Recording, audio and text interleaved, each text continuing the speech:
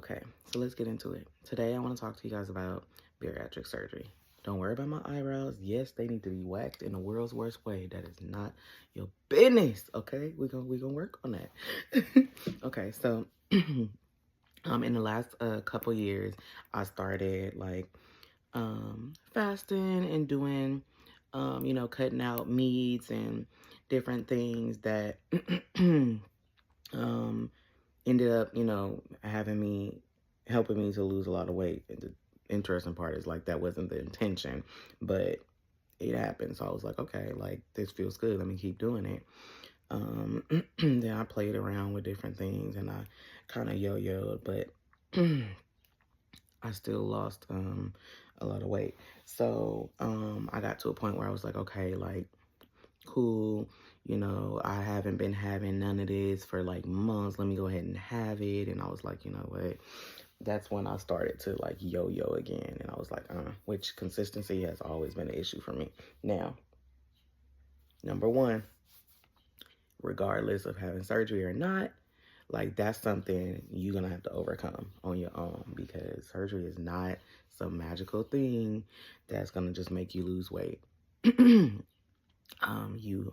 You have to use it as a tool. And I realized that I'm using like the terminology that they would use, but that's exactly what it is. Like have to use it as a tool. Because at the end of the day, like you still need to learn to eat, healthy, and and if you don't, you're just gonna gain the weight back anyway. It's just like a tool to kind of push you along, I think. Um, anyway, so let's get into it. I talked to my doctor probably in like September, because I came to a point where I was like, you know what, I need an extra little push. Like I'm doing really well on my own, cool. I can drop, 20, 30 pounds, no problem. But being being that I know that I want to lose like well over 100 pounds, it's like personally I feel like it would be a really, really good tool to be able to have to help push me along and help me to get there. Not necessarily faster or easier, but I don't know, kind of keep me in line. I don't know if that makes sense to anybody because of what I just said, but I thought that it would be, a good idea. So I was like, can you, refer me to the options program? Because I knew about the options program. My mom went through the options program 2 or 3 times, and she never even had the surgery. She just kept taking the class over and over and lost weight going through the class. So I was like, okay, well, maybe I'll do that, which, I knew that I might not go through with having the surgery, but I did want to take the class, and I'm glad that I did, because either way, it was definitely very, very, very informational, talking to a nutritionist all the time and learning different things. To each his own, though. So that was in September. I asked her about that, and she was like, I think you'd actually be a very good candidate. You seem to be doing fairly well with the things that you are doing, this, that, and the third, blah, blah, blah, blah. I'm not even worried about you. Like, I think it'll be great for you. It'll be an excellent push to keep you going. So maybe you don't get like discouraged, or you don't feel like, oh, it's not working for me fast enough. Because if you're losing weight and you've changed your dieting or your eating habits and you're working out and whatever, like there comes a point where you're like, damn, this is not fast enough for me. And you can be like, maybe a little discouraged or impatient, and you're like, screw it, I might as well eat. So I think that this is a good tool for things like that, which I realize that's still something you got to overcome. But I'm just saying, it helps you feel like your hard work is paying off a little bit faster, if that makes sense. So, yeah, got my referral. Then the next thing was, okay, do a sleep apnea test, because if that's something that you have, then because I told her that I was really tired, and she was like, do you have sleep apnea? And I was like, not that I know of. Like, I was tested for it, like, I don't know, maybe 6 or 8 years ago, and I didn't have it. She's like, okay, well, maybe try that, because sometimes if you're not breathing properly in your sleep, then like you're tired. You're not getting enough oxygen to the brain at night. So I did that, and it's like you bring this little machine home and you hook it up to your finger or whatever, and I don't know, and to your chest, I think, and it records like how you sleep or whatever. So I did that and brought it back, and they said I had sleep apnea, and I had like a partial obstruction, where like I guess my airway closes partially in my sleep, and it's mild. It happens about 7 times in my sleep, something like that. But even with that being the case, you know, it's still something that you want to be on top of. And guys, to be honest, like, I immediately got a CPAP machine after that, and like it increased my quality of sleep like exponentially. And I don't use it every day like I should, but it does help. It does help a lot, because it's like forcing air down your airway all night. And I just have the little piece, the one that goes on your nose, like the end of the nose. That's it. It's just like right here, and then the hose. So there's that. So that was the first step after getting referred. Then the actual Options Bariatric team emailed me and said that I need to do, you know, this list of labs, and that I needed to do an EKG. So I went in, I did all my labs. I went and like scheduled an appointment to go do an EKG. Everything's fine, of course. Because I mean, to be such a fluffy girl, I'm really not. Like, I don't have like health issues. Like, I'm actually pretty healthy. Like, you would think that, oh my God, like, she got to be pre-diabetic, she got to be this, she got to be that, da da da da. But I'm actually a pretty healthy girl. Like, if not all fat people just eat as crazy as y'all think we do. Don't get me wrong. I have my moments. You know, we all do. But anyway, my point being, everything was good. Of course, I wasn't even worried about it. I think, like, my vitamin D was low at some point. And I don't even think it was then. I think it was, like, later. Because I remember having to go in, like, during, like, while I was taking my classes. And get like vitamin D supplements, because you had to do lab I think a couple of times, I can't remember, but anyway. So after that, then they signed me up for the class. So the lady emailed me, and then, you know, got me enrolled in the class, sent me out my booklets, and got started. So I started taking my classes. I think it was supposed to be like 10 classes, but because of like the I think I started. Did I start in December or November? I want to say it was December though, low key. But because of the like holidays and stuff, we missed some time. So we ended up having to like it took longer than it normally would. It's normally like, if it's 10 classes, then it's 10 weeks. It's one class a week. I chose the Wednesday class because normally I didn't used to work Wednesdays for a while, but then I started like adding them back in. So then it was like, okay, well, I'll just like get off early every Wednesday. So started going through the classes. It was very, very, very informative. And the sad part is, with Kaiser, I was actually in the last class that they're going to put through the 10-week program. Like, from now on, it's going to be, I think they take 2 classes, and then, you know, if they meet the criteria, then they get scheduled for surgery, which I think is really, really sad, because of the fact that there's so much information that we cover.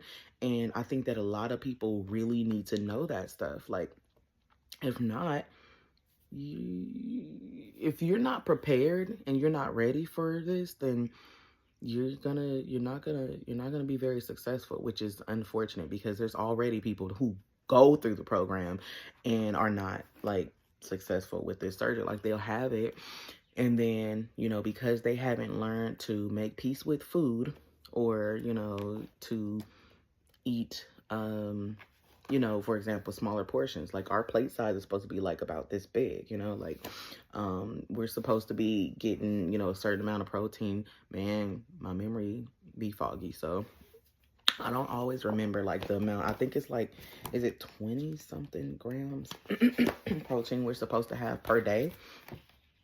But your body can only absorb so much protein at a time. Like, you can't just sit there and be like, oh, you know what? I'm just gonna, you know, eat this, this, this, and this, and I'll get all my protein for the day. And it doesn't work that way. Like, you're supposed to like have some and then have some again, like two 2 hours apart, because your body can only absorb so much at one time. So you can try again in 2 more hours. Like, some of these protein drinks, they have like 40 grams of protein, and it's like, you really, in actuality, you need to split that in half, because your body can't absorb all of that at one time. Yeah, I'm sorry. I was trying to look in my book to see, like, did it show, like, right here in the little, like, quick reference guide, the amount of protein we're supposed to take in per day, but I don't see it. And me trying to skim over it, God bless, because my anxiety be like, sis. So, yeah, see, we're supposed to be having, like, 80 to 100 grams of protein per day, but your body can only absorb like 20 at a time or something like that. Something like that. And women can absorb, I think we absorb more protein than men at a time. A little bit more. So, anyway, things like that, like, people wouldn't know if they didn't go through the classes. So, you know, if you just, like, if you're sitting there drinking or eating all of this stuff, and it's not being absorbed into the body, it's just being stored as fat. That's not good. That's not good right there. Just, you know, simple things like that would slow down your weight loss journey or have you gain weight. You know, things like drinking your calories. You know, we don't realize how much of the stuff we're drinking is like part of like our weight gain. Like, we don't realize like how many calories be in those juices, or even, oh my God, even tea, like the sweet tea at McDonald's. I remember we used to drink that stuff every single day. We would go and buy like 2 for each of us. Like, and when I found out that each of those things was like 250 calories or something like that, I was like, bruh, that's wild. We stopped. It's like, slow down. And, you know, which is not, you know, a huge deal for like my family, because we drink a whole lot of water anyway. We never did really drink a whole lot of soda, but we did drink juice a lot. So not just like cutting those things out, like literally the smallest things make a big difference. Like, if you drink a whole lot of juice, like you taking in a whole lot of calories per day. If you don't drink a lot of juice, like, you're like literally, like, if you stop, if you know, then like that's a lot of calories that like come down, you know, if that makes sense. Anyway, so just things like that, I feel like people should really know and understand before like having the surgery, because it's way too easy to gain weight. And then the amount of people that sit there and like stretch their stomach back out and just like overeat after the surgery, and then like gain all the weight back, plus what they, either that or just they're not losing weight at all. It's like just wild, just because like you either didn't know, or you didn't really understand, or you just really didn't care, or just couldn't get there, you know. Is wild. And I think that it's really unfortunate, because like I said, just taking the class, you lose weight learning how to, you know, make smarter choices. Which I felt like I had already done, but it was like just being in the class, for example, like there was one girl who talked about, oh, I went to Disneyland and, you know, I got popcorn. And normally I'll just be walking around just eating the, you know, popcorn before I know it, the whole bag is gone. But this time I was mindful, you know, I took out a handful, I ate some, and I closed it up and I put it back in my backpack. And on the way home, I stopped by my mom's house and I was like, hey, you guys want popcorn? I gave it to them because I don't know if I bring it home, I'm just going to eat it up. Like making like little choices like that. No, I'm not even gonna say that's a little choice. That's a big one for some of us, you know, like I used to do that. And so anyway, my point was, and I'll be all over the place, but my point was though, that hearing her say that now every single time that I even see popcorn, let alone when I'm eating it, I think of her. So if I'm eating popcorn, I definitely will put some in a bowl or put some on my napkin or whatever, or just get a handful and close it back up and keep it moving. And just let that be that. And I don't snack a whole lot anymore anyway. I've noticed that the more healthy I eat, the less hungry I am and the less I really want junk food, to be honest. I feel like my issue is more so sometimes I want to eat late, which me doing intermittent fasting, which helps me a lot. I feel like it just makes the weight just fall off like that a lot of times. But the issue there is when I eat outside of my 8 hours, then it's like every single time there will be an extra 2 pounds on the scale in the morning. I promise you. I don't care if I ate, like I usually eat between 11 and 7. I don't care if I ate peanuts at 9 o'clock. I don't care if it was an egg or it was a whole meal. In the morning, it's going to be 2 pounds on the scale, okay? So that'd be irritating to me because now I got to work another day or two to pull that back off. And God forbid I slip up twice that week and didn't eat within my hours. God bless. So, yeah, I think that it's really unfortunate that a lot of people are going to not get that information now. But that's what happened. So I got referred. I did my sleep apnea test and got my CPAP machine and started on that journey. I got my labs. I got my EKG. Then I started my classes. I took my classes and, oh, by the way, I should have said back there, y'all can skip forward. Actually, I'm gonna probably insert like a note. Skip forward through some of this if you want, because I'm kind of rambling about my own opinions and the program itself. But yeah, so that was what it was. Referral, sleep apnea test, EKG, labs, classes. Then basically I got scheduled for surgery. So when I finished my last class like February 26th, something like that. And then the doctor, actually, I got an appointment with him. Oh, and I had a doctor getting in contact with me throughout the whole like process of the, you know, going through the classes and everything, that would talk to me about everything. I had to talk to like I guess a psychologist and stuff. Like they want to really make sure that your head is in the right place for this thing, so that they can, you know, make sure you're not like stressed or depressed or anything that's gonna make you like fall off, or any way that they can help you along. They'll suggest other additional classes to take. Yeah, so then I had the appointment with the surgeon. We talked about everything and he was like, yeah, no, I think you're doing great. I think this is an excellent choice for you, blah, blah, blah, blah, blah. And I think that it's just going to increase what you're already doing, and let's get you scheduled if you're ready. So it was like, it's going to be about a month out, which I was not expecting. I thought it was going to be like booked up and, you know, I wasn't going to get in for like 3 months maybe. So he scheduled me for April 21st, and that will be this coming Monday. Today is what, Wednesday? So I've been meaning to do this video for so long. I started it. Oh my God, I have so many clips in here where I started and then something happened. The kids came in, or I had to do this, or I got a call or whatever. Something happened every time. So I finally got up early and like made the time to just get in here and get it done.